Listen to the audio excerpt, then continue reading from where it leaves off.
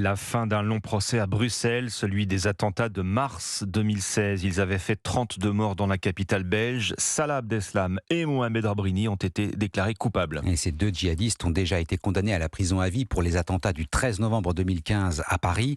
La cour d'assises spéciale de Bruxelles a clos la première partie d'un procès fleuve. 7 mois d'audience, 10 accusés, dont Salah Abdeslam et Mohamed Abrini, tous deux reconnus coupables d'assassinat, soit l'infraction la plus grave dans le code pénal belge. Laura van Lerberg, vous êtes la correspondante d'Europe 1 à Bruxelles. Eh bien, les jurés se basent sur plusieurs éléments. Après les attentats de Paris, Salah Abdeslam écrit une lettre dans laquelle il parle de finir le travail et demande à être mieux équipé qu'à Paris.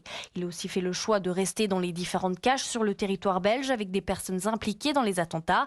Il connaissait le modus operandi utilisé par ces personnes. Bref, pour les jurés, il ne s'est jamais désolidarisé de cette vague d'attentats. Concernant Mohamed Abrini, surnommé l'homme au chapeau, il a avoué l'ensemble des faits reprochés.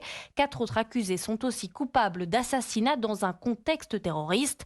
Pour Philippe Van Steenkist, directeur d'une association de victimes, ce verdict est une avancée majeure. Il y a justice qui est faite aussi envers des victimes, ça fait part de la reconnaissance, mais il est aussi très important qu'il y ait un message qu'on donne vers la société pour montrer que le terrorisme est quelque chose qui ne fonctionne pas. Alors quelles seront les peines des accusés? La décision sera prise début septembre à l'issue d'une nouvelle session de délibération pour les jurés. Laura van Lerberg, correspondante d'Europe 1 à Bruxelles.